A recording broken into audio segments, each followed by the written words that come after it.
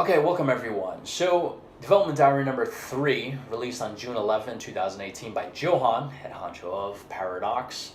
And this one's going to be a juicy one because they're talking about resources, which is always something very important in a Paradox game. Alright, jumping in. Hello everyone and welcome back to another Development Diary for Imperator. This time we'll talk about the resource system in the game. First of all, we have gold, which you gain from tax and trade and spend on development and military. Second resource is manpower. Let's say manpower. Mantis power, which is required mostly for building and reinforcing armies. There are also 4 other types of resources. So if you're keeping count, that's 6, which do not scale with growth,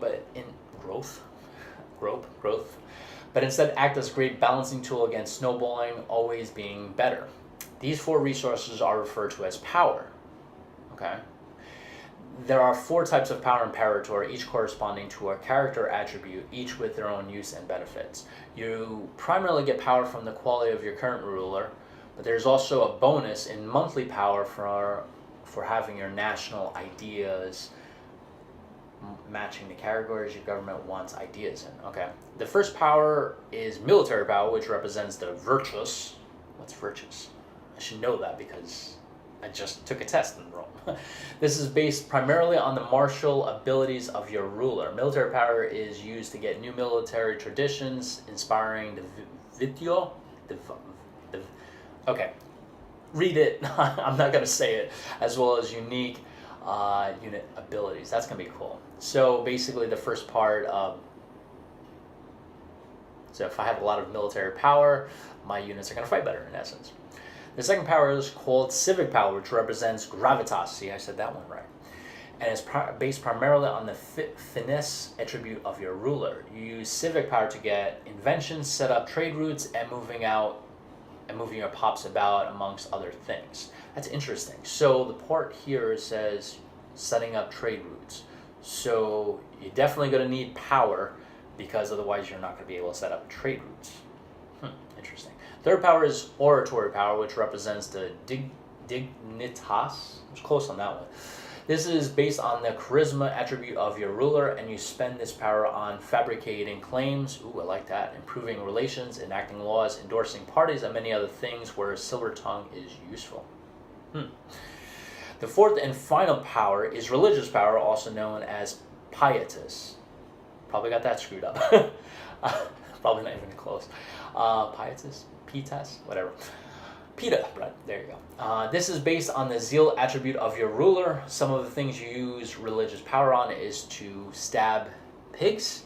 Wait, some of the things you use religious power on is to stab pigs. Yeah, I had to say that. I had to read that twice.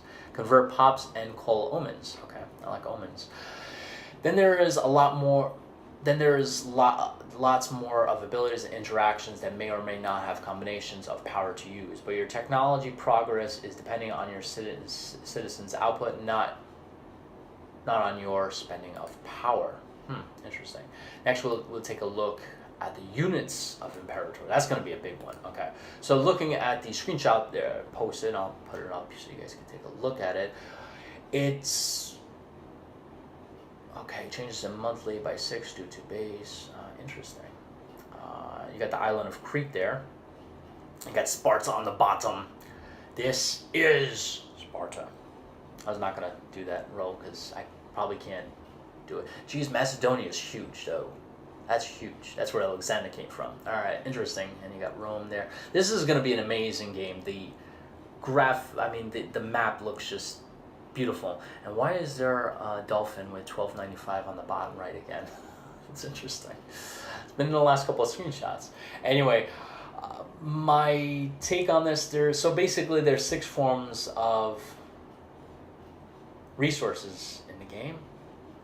So 1, you have gold, obviously, because that's the currency. 2 is you have manpower, which is a vital resource. And then there's 4 other ones: military power, civic power, oratory power, and religious power. Interesting. All right, that basically takes care of a lot of the things that you have on the top of the screenshot. You have the helmet of the Roman. You have 498 there. You have 88 for the civic power. The Oratory Power is 498, and the Religious Power is 298. So we know what all that now covers. Cool. And then Manpower, which is, and then you have gold on the left of it. So basically, we knocked out pretty much a lot of the UI here. So that's awesome. Anyway, awesome development diary. If number 4 is out, I'm gonna upload it too, guys, and I will catch you in the next one. See ya.